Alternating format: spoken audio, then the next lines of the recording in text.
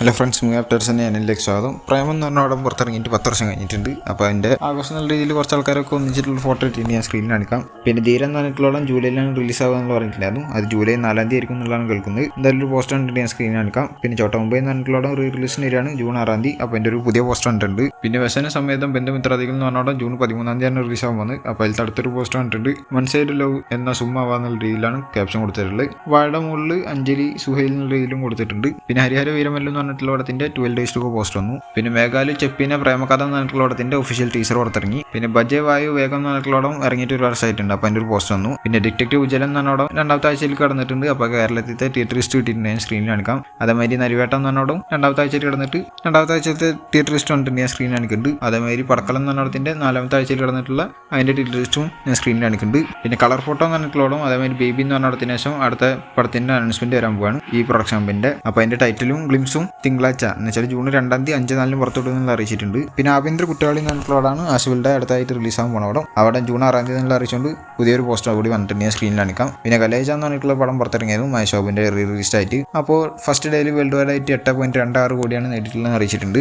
Telugu film ഇൻഡസ്ട്രിയിൽ റിലീസിന് വന്ന പടങ്ങളിൽ ഏറ്റവും ടോപ്പ് കളക്ഷൻ ഫസ്റ്റ് ഡേയിൽ പോയിട്ടുള്ള ഈ പടത്തിനാണ്. പിന്നെ അൽതാഫ് സലീം എന്ന് പറഞ്ഞിട്ടുള്ള ആള് ഇപ്പോൾ ഡയറക്ട് ചെയ്തിട്ടുള്ള പടം എന്ന് പറയുന്നത് ഓടുമുതിര ചാടുമുതിര എന്ന് പറഞ്ഞിട്ടുള്ള ഫഹദ് ഫാസിലിനെ വെച്ചിട്ടുള്ള പടമാണ്. അടുത്തായിട്ട് നെസ്ലിനെ വെച്ചിട്ടാണ് ആൾ പടം എടുക്കാൻ പോകുന്നത് എന്നുള്ള രീതിയിലാണ് കേൾക്കുന്നത്. എന്തായാലും ഒരു ക്രൈം കോമഡി രീതിയിലുള്ള ഒരു പടമായിരിക്കും എന്നുള്ളതാണ് കേൾക്കുന്നത്. അപ്പോൾ ചിലപ്പോൾ നെസ്ലിൽ അതിലൊരു വില്ലൻ രീതിയിലാവാനുള്ള ചാൻസസ് ഉണ്ട്, അല്ലെങ്കിൽ നെഗറ്റീവ് ഷെയ്ഡ് ആവാനുള്ള ചാൻസസ് ഉണ്ട്. പിന്നെ കുബേര എന്ന് പറഞ്ഞിട്ടുള്ള ധനുഷ്, നാഗാർജുന, രശ്മികാന്താനൊക്കെ മെയിൻ കഥാപാത്രം എത്തുന്ന പടത്തിന്റെ സെക്കൻഡ് സിംഗിൾ വരാൻ അത് ജൂൺ 2 അറിയിച്ചിട്ടുണ്ട്. എന്തായാലും ടൈമൊന്നും അറിയിച്ചിട്ടില്ല. പിന്നെ തഗ് ലൈഫ് എന്ന് പറഞ്ഞ പടത്തിന്റെ ഭാഗത്ത് ഒരു ബിഹൈൻഡ് ദ സീൻ ക്ലിക്ക് കിട്ടിയിട്ടുണ്ട്. എന്നുവെച്ചാൽ ഒരു ഫോട്ടോ കിട്ടിയിട്ടുണ്ട്. ഞാൻ സ്ക്രീനിൽ കാണിക്കാം. പിന്നെ പടത്തിന്റെ ബുക്കിംഗ് ഇന്ന് രാവിലെ 8:01 മുതൽ സ്റ്റാർട്ട് ആയിട്ടുണ്ട്. എന്തായാലും അറിയിച്ചാണ്. ഇന്നാണ് ഞാൻ വീഡിയോ ഇടുന്നത്, അതുകൊണ്ടാണ് ഇപ്പോൾ ഇങ്ങനെ പറയുന്നത്. എന്തായാലും കേരളത്തിൽ ഇതിന്റെ ഫസ്റ്റ് ഷോ നടക്കാൻ പോകുന്നത് 9 മണിക്കായിരിക്കും എന്നുള്ളതാണ് കേൾക്കുന്നത് രാവിലെ. എന്തായാലും ഇതിന്റെ 5 days to go പോസ്റ്റർ കണ്ടിട്ട് ഞാൻ സ്ക്രീനിൽ കാണിക്കാം. പിന്നെ ഷായി കബീർ ഇപ്പോൾ അടുത്തായിട്ട് ഡയറക്ഷൻ ചെയ്തിട്ട് ഇറങ്ങാൻ പോണ പടം എന്ന് പറയുന്നത് റോന്ത് എന്ന് പറഞ്ഞിട്ടുള്ള പടമാണ്. ഈ പടത്തിന് ശേഷം ദിലീപിനെ വെച്ചിട്ട് ഒരു പടം എടുക്കുന്നുണ്ട് എന്നുള്ള രീതിയിൽ കേൾക്കുന്നുണ്ട്.